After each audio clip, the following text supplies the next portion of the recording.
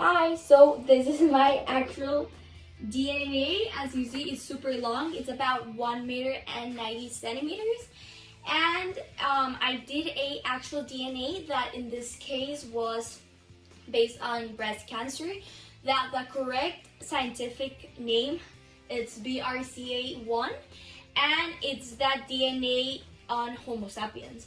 So as you see, to start off my actual DNA model, I used a lot of colors, and this was to mention which was my cytosine, my guanine, my thymine, and lastly my adenine.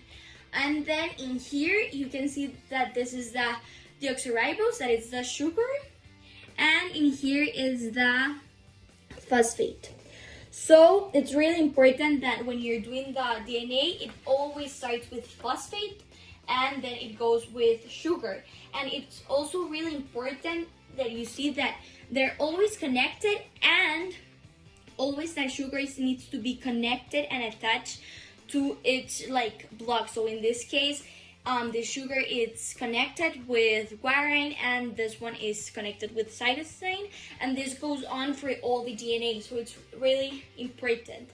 Also, when I was doing the DNA, I wanted to state out that the orders of the primes. So here, that it's my right side in this case, it's 5 prime, and then in here it's 3 prime, and then it changes.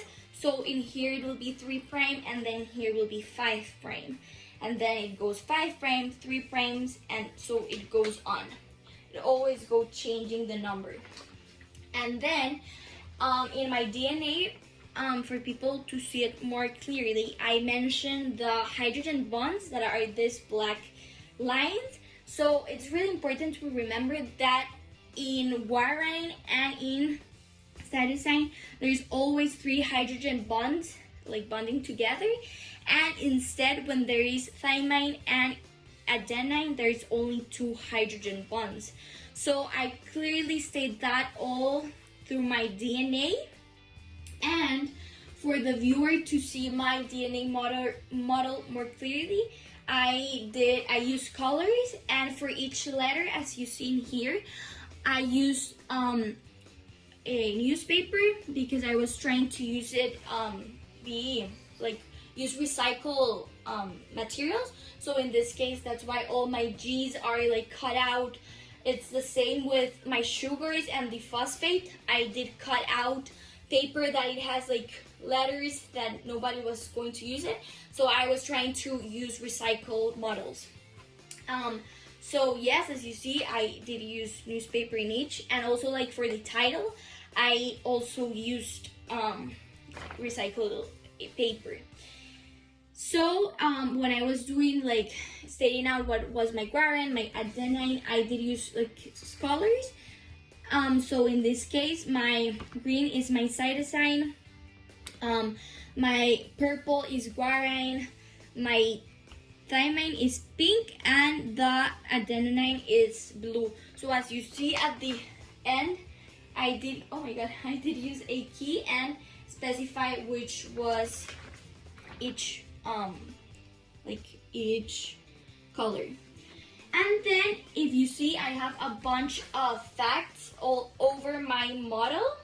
So I will be doing a summary. Okay, so I grab a long stick, and I'm going to show you which is the double helix in my DNA.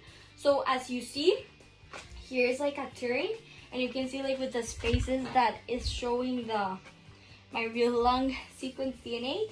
And so here is one, and then here is another turn, and then if I give a last turn to the sequence, you can be able to see both here the double helix, that will be 1 and 2. So as I mentioned before, I have a lot of facts written in my DNA display. So I will say some of them.